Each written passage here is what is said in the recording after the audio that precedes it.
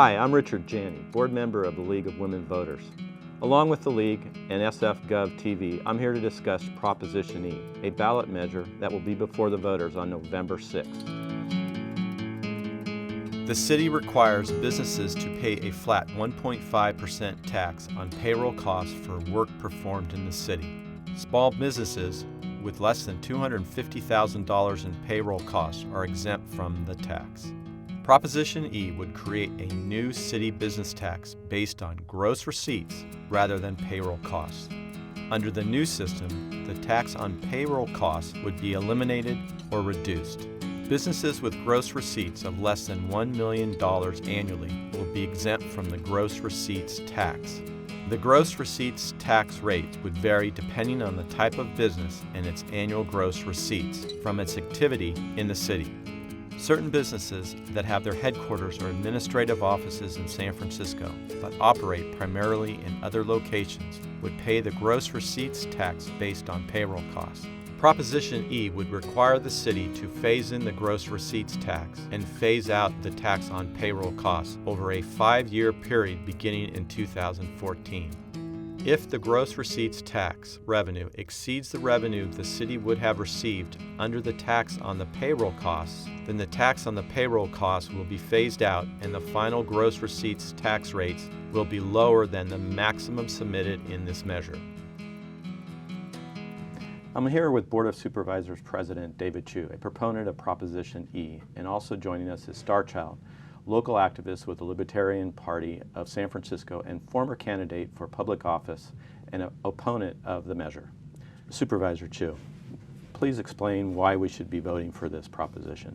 So Proposition E is a measure to reform our current business tax. Over a decade ago, a lawsuit forced our city to use a business tax that is problematic for many reasons. First and foremost, it is a tax on jobs. Every time a local employer hires someone, there is a business payroll tax that's levied on that person. Secondly, it is a tax that is only levied on 10% of all businesses.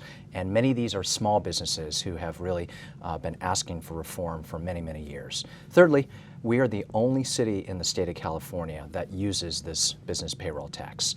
Our city government, we spent 6 months earlier this year in conversations with many leaders within the community to propose a change to a so-called gross receipts tax, which is superior on a number of levels. First and foremost, it's a tax on revenue. It's a tax on profit. It's also a progressive tax. Unlike the current flat tax, it's a tax that exempts small businesses that have revenues of less than $1 million, but it also increases taxes for our most successful and our largest businesses.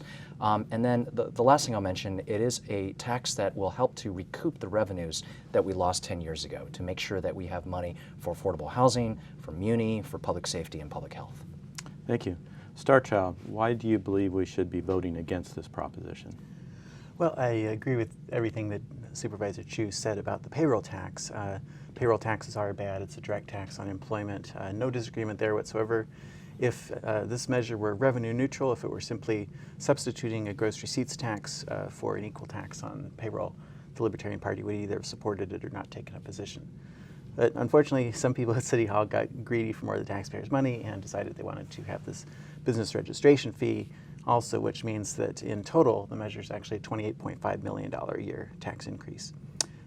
During the recession, people are already suffering, many people out of work, unemployed, many people in San Francisco earning minimum wage, thousands, of course, on our streets.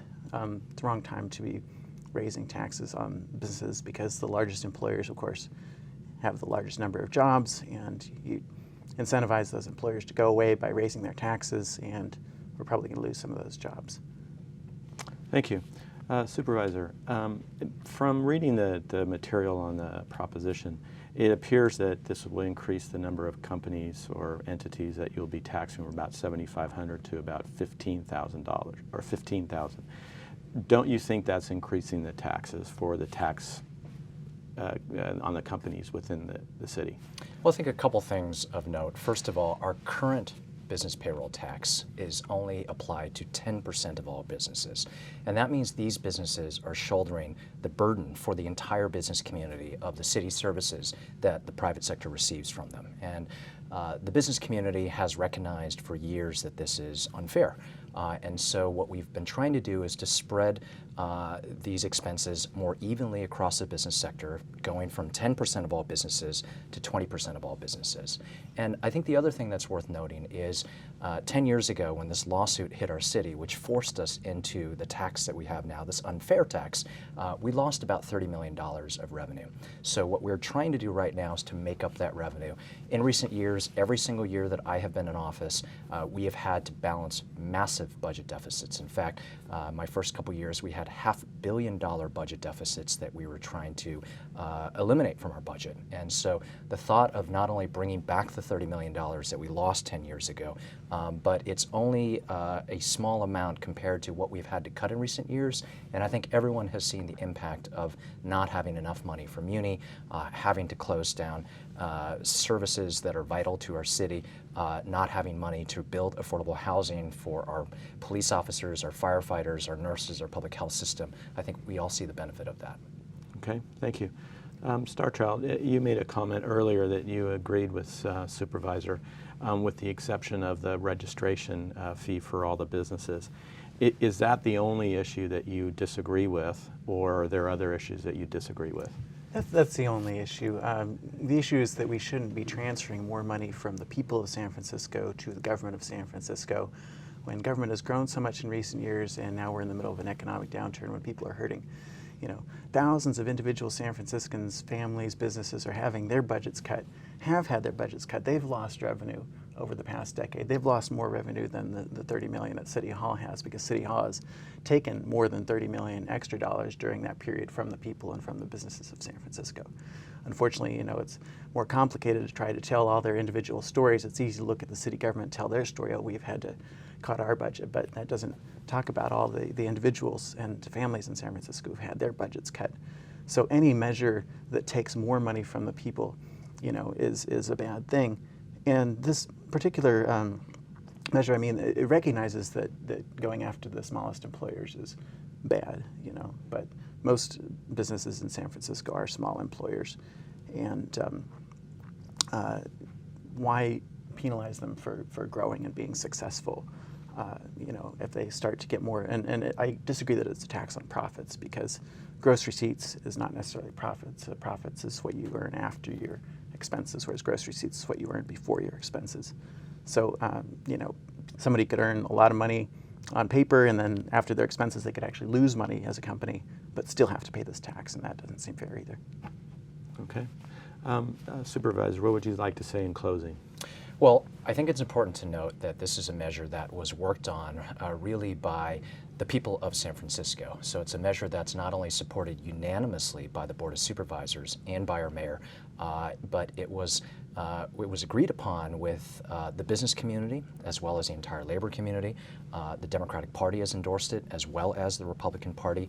Advocates for our homeless and public health system, as well as our police and firefighters and folks that want to build more affordable housing. There really is support for this across the spectrum.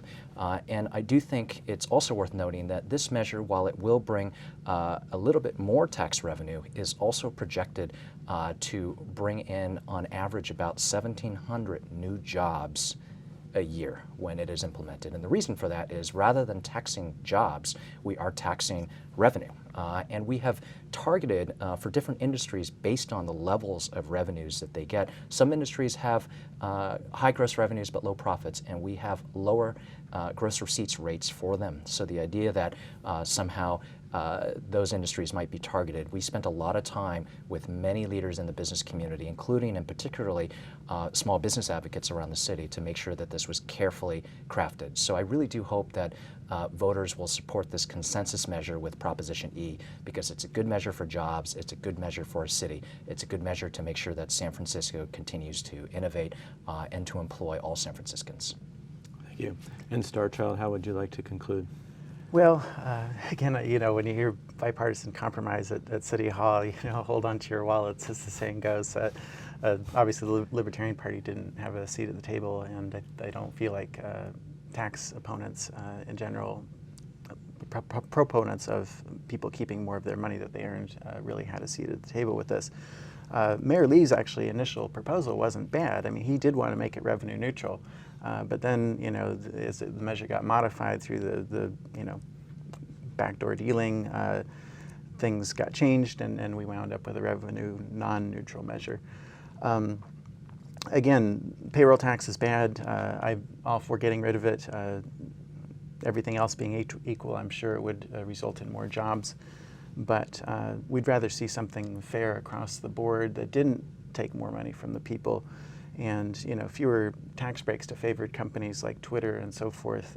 Just a strict, revenue neutral approach across the board for everyone. Thank you for your time. We hope that this discussion was informative. For more information on this and other ballot measures in this year's election, please visit the San Francisco League of Women Voters website at sfvotes.org. Remember, early voting is available at City Hall Monday through Friday from 8 a.m. to 5 p.m. If you don't vote early, be sure to vote on November 6th.